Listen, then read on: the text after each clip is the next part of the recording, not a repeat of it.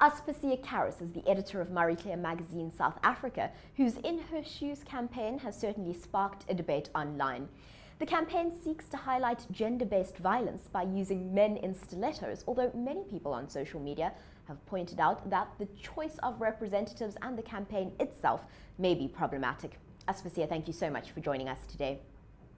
Thanks for having me.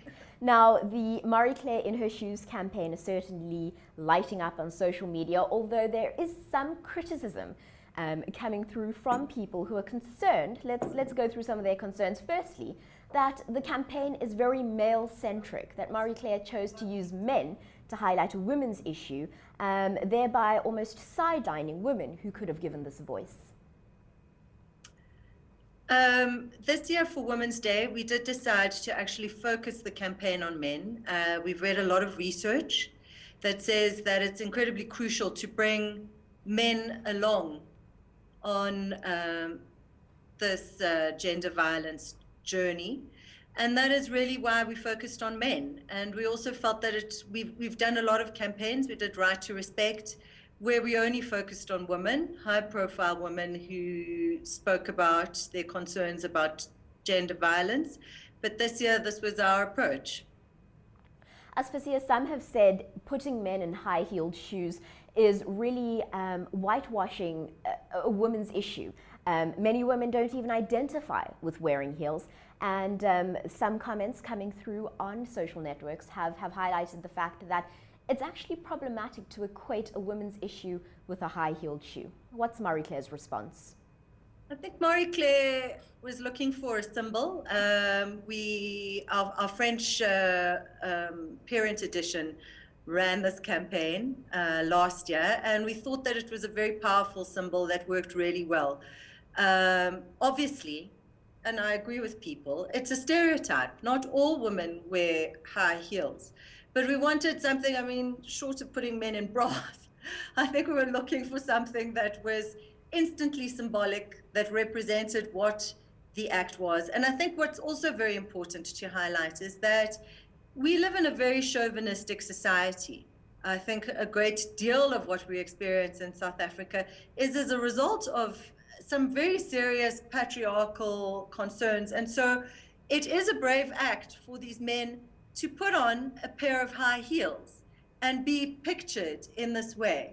And I think it's very easy to stand back and criticize and say, stilettos don't symbolize anything, etc. But I also think that what's very important is that, take for example, Courtney Skosan, who is a Lions player. To see him wearing a pair of stilettos is a very powerful image. And for me, it's exactly this symbolism that has worked, and it's raised the debate, because I have to say that, like, we didn't do you remember my Right to Respect campaign last year? I must admit I don't. Okay, there you go. MC In Her Shoes, do you remember that campaign? I don't think I'll forget it for a while. Okay, so I think it's raised the profile of this issue, because I think what we're suffering from in society is, especially in South Africa, where 60% of people have definitely had some kind of incident of gender-based violence. I think that what we're suffering from is ennui. People are bored by this issue. They don't want to see a bunch of women standing around complaining, because that's how it's perceived. And so I felt that this was a very powerful way of getting the message across and raising the debate in the public consciousness again. I think many people would say, though, the problematic thing here is equating an act of bravery of very privileged men putting on high-heeled shoes to what's actually happening on the ground, the bravery that women who face gender-based violence have to put on every day. That bravery that Of course they do, and that is, I'm not equating their bravery with what women experience every day.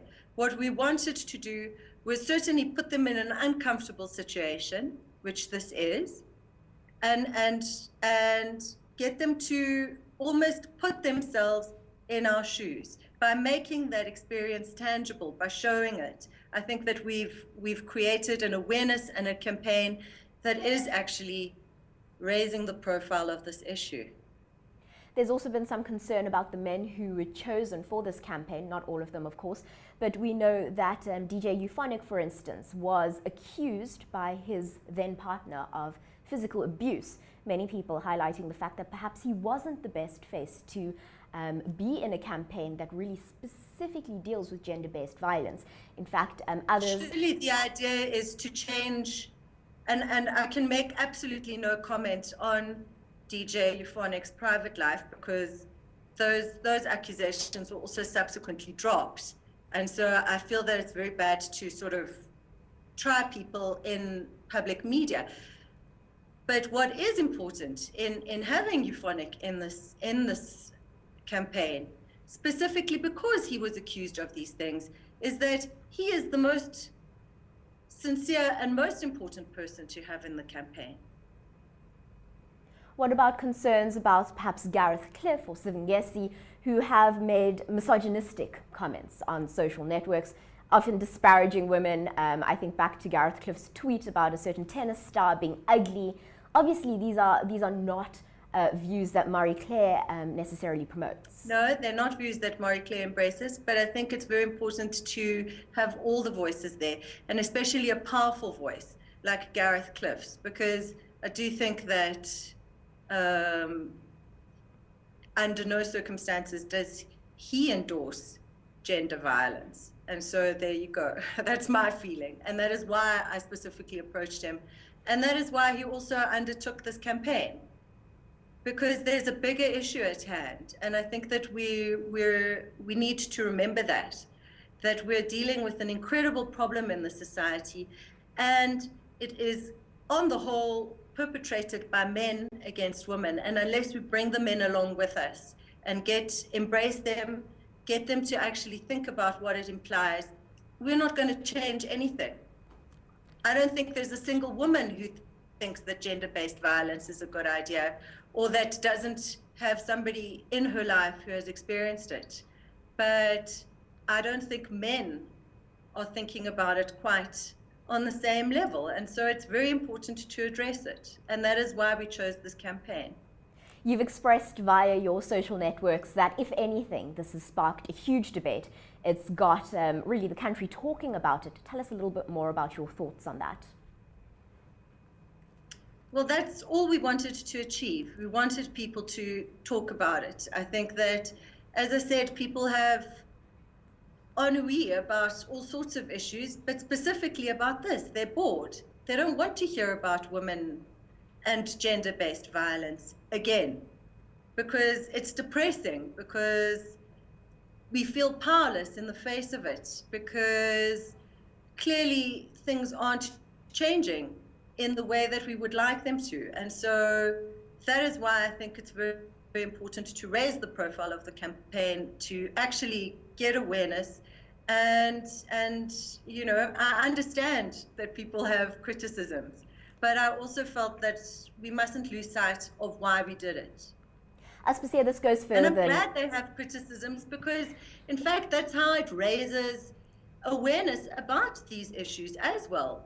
I don't think people have like real debates about gender on a daily basis, and I think the stuff remains in people's Twitter feeds where they're speaking to each other. So I see the people who are sending me a lot. I'm getting a lot of hate on Twitter, but I'm also getting a lot of love. But it's not about me. The point is that previously they're speaking to each other. So maybe they have 230 people who are following them, and now their comments are getting a global airing, and that is important. That is exactly what we wanted to achieve, so I'm very, very pleased. To end off our conversation, I think it's important to note that this goes beyond a simple magazine or social media campaign. Marie-Claire has pledged to donate money for every tweet sent. Tell us about that. Absolutely, and so we are giving R5 for every retweet for the MC in Her Shoes campaign, and we are giving that to the St. Anne's home in Cape Town, which basically looks after and deals with women who have suffered from gender-based violence. And so for us, there is a real payback which we're trying to give, apart from actually just raising consciousness. Aspasia For Karas, Women's Month. thank you so much for speaking to us today. Thank you. Thank you.